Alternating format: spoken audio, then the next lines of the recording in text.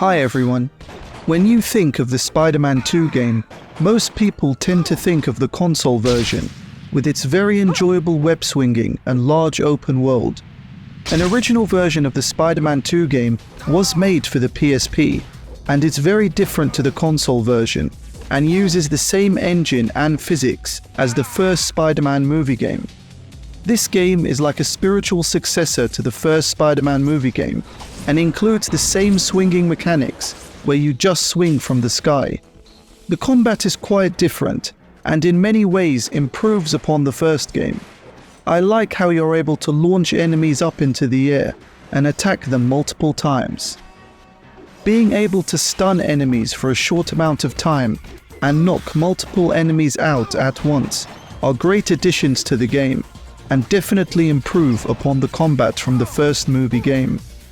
I do like how the game gives you more hero points the longer you keep an attack going. The hero points in this game are valuable and can be used to purchase health and strength upgrades and gain new combos. You are also able to purchase jump upgrades from the store, which eventually allow you to triple jump, which I did like quite a lot, as triple jumping isn't something you can do on most other Spider-Man games. I did like the addition of having to find secret tokens on every level, as this led to me exploring each level fully to try and find them, as you would also gain hero points for each one you found. I found it interesting how the game rewards you with hero points when you start destroying objects around you. In order to maximize hero points, you have to cause as much destruction as you can, and try to keep attack combos going for as long as possible. This game does have some training levels which are very similar to the ones on the first movie game, such as the target training and web zip races. There are also 2 instant action training levels, which have you defeat as many criminals as you want at your own pace, which was a decent addition, but it's something that can get a little boring after a while. I do feel that the first Spider-Man movie game did have better bonus content, such as the very memorable bowling minigame, for example.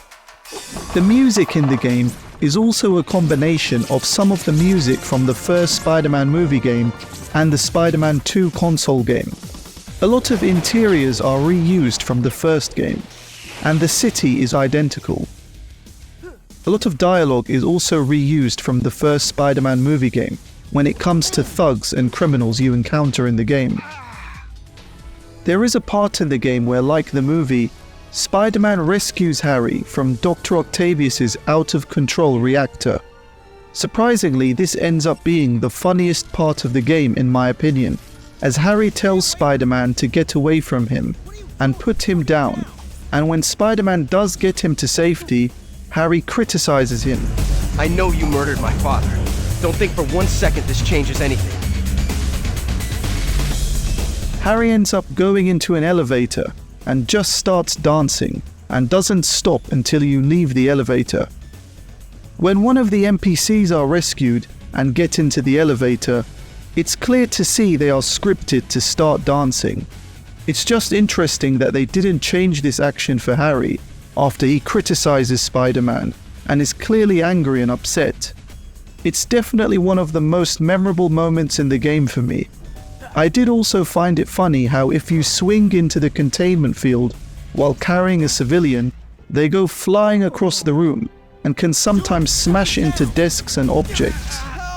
I did actually make 2 YouTube Shorts videos showing a couple of funny examples of this. There was also one time where Harry just disappears into the ground, which was also humorous. There is a level in this game where Mysterio has taken some people hostage, and you must untie them and set them free. Once you save the hostages, they start running and eventually will just disappear, as if they have been snapped away by Thanos. I did find this to be quite funny as well. The game does allow you to hurt NPCs, who you're actually meant to help and protect. There is a part in the game where you need to get a bank manager to help you open up the vault to rescue the people trapped inside. You are able to grab various objects, such as large flower pots, and simply throw them at him, resulting in his health going down. It is funny how the game lets you do this, and the NPC just stands there defenseless with no reaction. What's even funnier is the game actually rewards you with hero points when you throw an object at someone, and so you actually get points for attacking these NPCs. There is one NPC in this game that I recognize from the first Spider-Man movie game. In the first game, she had lost her purse on a rooftop. In this game, she is one of Mysterio's hostages. The funny thing is, after she disappears for the first time, she then reappears, being held hostage again, but in a completely different area. I can't think of an NPC from any game that has had such a bad run of luck.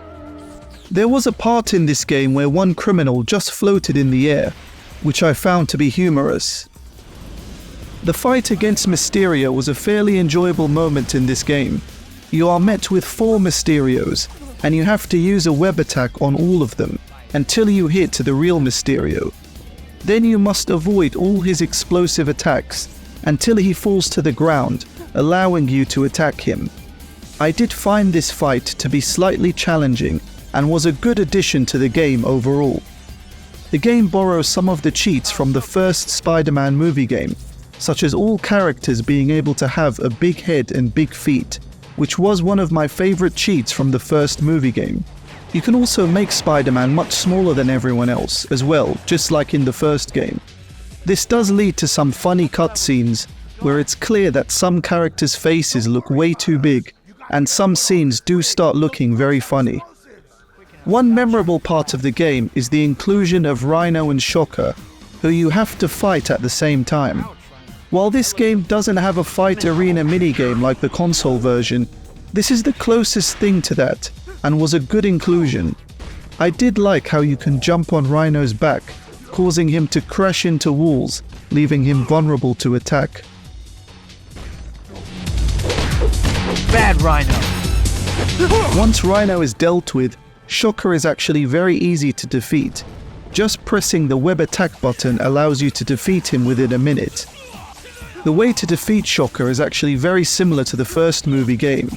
Even in that game, just using the web attack allowed you to defeat Shocker within a minute. The game does feature production art and storyboards which can be purchased from the store, and just like in the first movie game, I did find these to be a nice addition to the game, and do add some insight into the game's production and development. The game does reuse a lot of sound effects from the first Spider-Man movie game, such as the sound of the notes in the target switching game. You will hear these in a level where you have to disable some bombs by following a button order combination, as it did make me think where I had previously heard that sound. The sound when you enter a cheat code is also borrowed from the arcade level on the console version of the Spider-Man 2 game. PSP version of this game also includes Vulture as an exclusive villain. The chase and fight against him was something that I found to be quite similar to when you encounter him in the first Spider-Man movie game, just now on a portable console. Spider-Man does sometimes make some funny comments towards Vulture, which I did find to be humorous. Any chance you knew the Wright brothers growing up? Overall, I did find Vulture's inclusion to be a good addition to the game.